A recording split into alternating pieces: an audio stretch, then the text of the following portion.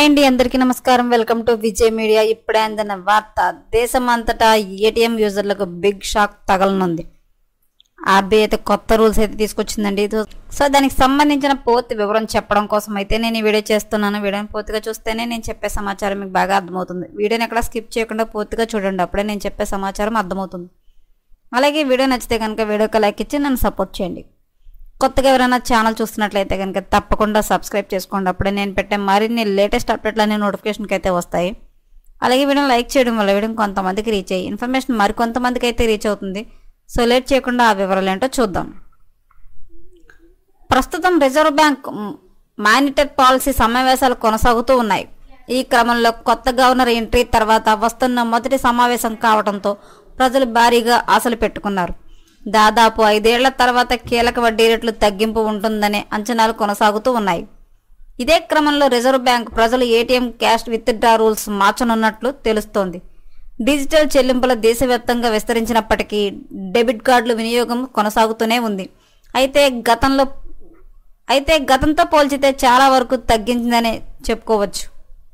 పెరుగుతున్న ఖర్చులకు అనుగుణంగా బ్యాంకులు ఏటీఎం నుంచి డబ్బు తీసుకోవటాన్ని ఖరీదైందిగా మార్చవచ్చునని తెలుస్తోంది. అందుబాటులో ఉన్న సమాచారం ప్రకారం ఏటీఎంల నుంచి డబ్బు ఉపసంహరణకు సంబంధించిన నిబంధనలు రిజర్వ్ బ్యాంక్ మార్చబోతుందని వెల్లడైంది. ప్రస్తుతం అమలులో ఉన్న రూల్స్ పరిశీలిస్తే ప్రతి నెల బ్యాంక్ వినియోగదారులు 5 సార్లు ఉచితంగా అందిస్తోంది. ఈ లిమిట్స్ దాటిన తర్వాత చేసే ట్రాన్సాక్షన్లపై రుసుమును బ్యాంకులు వసూలు చేస్తున్న సంగతి తెలిసిందే. మారనున్న రూల్స్ ప్రకారం ఈ ఉపసంహరణ రుసుములు ఉచిత లిమిట్ తర్వాత 5 రెట్లు పెంచే యోచనలో రిజర్వ్ బ్యాంక్ ఉన్నట్లు బిజినెస్ లైన్స్ నివేదించింది. దీంతో గ్రామీణ పట్టణ ప్రాంతాల్లో డెబిట్ కార్డులను డబ్బు ఉపసంహరణ కోసం వినియోగించే ప్రజలు ఆందోళన వ్యక్తం చేస్తున్నారు.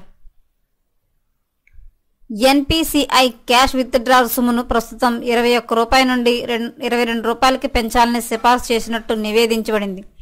అలాగే డెబిట్ కార్డు వినియోగదారులు ఇతర బ్యాంకుల ఏటీఎం నుండి పరిమితి కంటే ఎక్కువ ట్రాన్సాక్షన్ ద్వారా విత్డ్రా చేస్తే ఇంటరేజ్ రుసుము వసూలు చేయబడుతుందని వెల్లడైంది.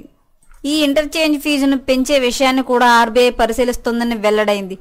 దీనికి మెట్రో నగరాలతో పాటు నాన్ మెట్రో నగరాల్లో కూడా ఛార్జీలు మోత పడనుందని తేలింది. ఎన్పిసిఐ సిఫార్సులను వైట్ లేబుల్ ఏటీఎంలతో పాటు బ్యాంకులు కూడా అంగీకరించినట్లు విషయం తెలిసిన వ్యక్తుల ద్వారా వెల్లడైంది. రవాణా ఖర్చులు పెరగడం వల్ల మెట్రో ఇతర నగరాల్లో ఏటీఎంల నిర్వహణ ఖర్చు వేగంగా పెరుగుతోందని సదరు సంస్థలు వెల్లడించాయి. దీనికి అనుగుణంగానే ప్రస్తుతం ద్రవ్యోల్బణాన్ని పరిగణలోకి తీసుకుని బ్యాంకింగ్ సంస్థలకు ఉపశమనం కలిగించేందుకు వీలుగా చర్చలు రిజర్వ్ బ్యాంక్ సిద్ధమవుతోందని సమాచారం. అయితే ఎంపీసీ సమావేశం చివరి రోజున గవర్నర్ దీనికి సంబంధించిన వివరాలు ప్రకటించే అవకాశం ఉందని నిపుణులు చెబుతున్నారు. దేశమంతటా ఏటీఎం కార్డుల ద్వారా అమౌంట్ విత్డ్రా చేసే ప్రతి ఒక్కరికి అయితే కనుక ఆర్బీఐ అయితే కొత్త రూల్స్ అయితే ప్రవేశపెట్టబోతుందండి. సో ఎప్పటికప్పుడు మరిన్ని లేటెస్ట్ అప్డేట్ల కోసం మన ఛానల్ తప్పకుండా సబ్స్క్రైబ్ చేసుకోండి. Thanks for watching.